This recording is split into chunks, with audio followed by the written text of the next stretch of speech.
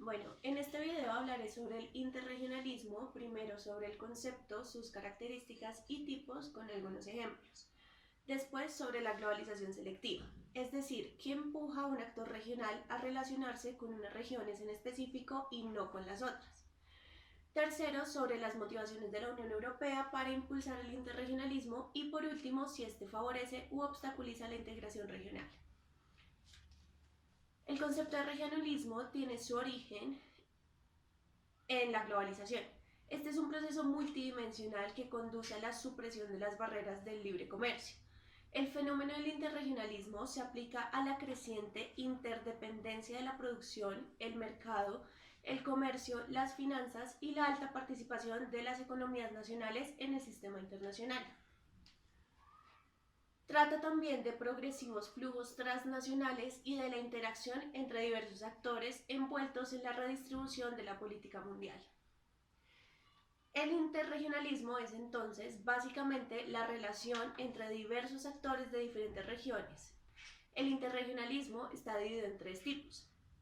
El primero de estos es el interregionalismo puro, es decir, la relación entre agrupaciones regionales.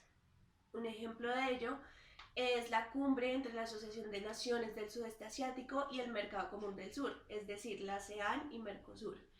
Se evidencian dos regiones claramente identificables. Este tipo de interregionalismo se basa en un bajo nivel institucional, sin organismos comunes, donde cada grupo depende de su propia estructura regional.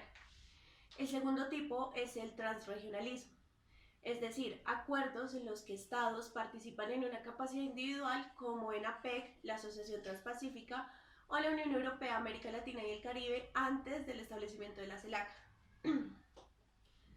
Y el tercero es el interregionalismo híbrido, es decir, relaciones entre agrupaciones regionales y poderes únicos, como las denominadas asociaciones estratégicas de la Unión Europea, con varios poderes regionales, incluida la Asociación Transatlántica de Comercio e Inversión.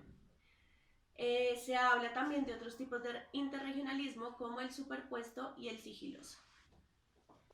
Ahora, teniendo en cuenta el concepto y los tipos de interregionalismo, es importante entender cómo la globalización selectiva, es decir, el por qué un actor regional se relaciona con algunas regiones y no con todas. Como se dijo anteriormente, la globalización es un proceso multidimensional, en donde los bienes, personas, servicios y especialmente el capital se mueven cada vez más libremente. Pero algunos fenómenos, como la amenaza del terrorismo internacional, el narcotráfico y otros factores, han hecho que las comunicaciones, el comercio, la migración y la inversión entre regiones decrezcan. Esto genera que los países más afectados tomen medidas de tinte proteccionista en sus economías. El interregionalismo depende del contexto social, cultural, económico y político que se está viviendo en una época determinada, y esto lleva a las regiones o a sus actores a querer formar parte del proceso o no.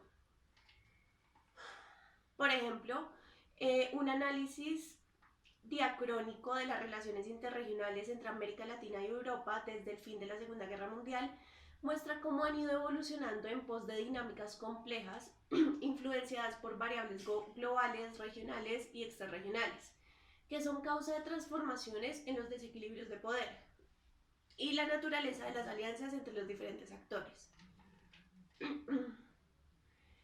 Durante las primeras décadas, la dinámica de la relación estuvo determinada inevitablemente por el orden bipolar surgido por la Guerra Fría. De esta dinámica bilateral se pasó de una manera progresiva a construir relaciones interregionales en diversos niveles. El interregionalismo entre ambas regiones se ha moldeado poco a poco, ha adquirido una complejidad al adaptarse a los cambios que se han producido tanto al interior de cada región como en el contexto global. En la actualidad, la relación interregional enfrenta tensiones derivadas de factores de cambios internos y externos que reflejan las incertidumbres de un contexto internacional en mutación. Este ejemplo demuestra que hay múltiples factores que determinan las razones que empujan a una región a interactuar con otras. La primera de ellas, los intereses de las regiones. Segunda, el contexto internacional de la época. Tercero, el contexto de la región. Y por último, lo que se quiere llegar a construir con el proceso de interregionalismo. ¿Qué motiva a la Unión Europea a impulsar el interregionalismo? La Unión Europea utiliza diferentes estrategias para relacionarse con el mundo exterior. Estas herramientas abarcan desde diálogos estratégicos, bilaterales, políticas de ampliación y de buena vecindad y un conjunto de diálogos interregionales. Todos estos mecanismos ayudan a la instrumentación de la agenda global de la Unión Europea. La Unión Europea a través de los años ha tenido que tomar un papel activo como un actor global en el sistema internacional. Esta es una de las razones que lo motivan a impulsar el interregionalismo. La Unión Europea asume una agenda que involucra tanto cuestiones económicas como la liberación económica del comercio, la promoción de la integración regional y cooperación para el desarrollo, y también cuestiones políticas como la democracia, la gobernanza y la seguridad global. Esta es otra de las razones por las que la Unión Europea tiene un papel activo en las relaciones interregionales. Otra de las razones es su política exterior. La Unión Europea tiene una política exterior blanda, es decir, basada en instrumentos económicos, de diálogo y diplomáticos. Esta es formulada por los valores políticos que la Unión Europea trata de difundir en el sistema internacional. La Unión Europea impulsa el interregionalismo con sus valores políticos y económicos, ya que quiere actuar en un sistema internacional moldeado bajo una normatividad similar a la suya. Bueno, por último y a modo de conclusión hablaré de aspectos positivos y negativos del interregionalismo.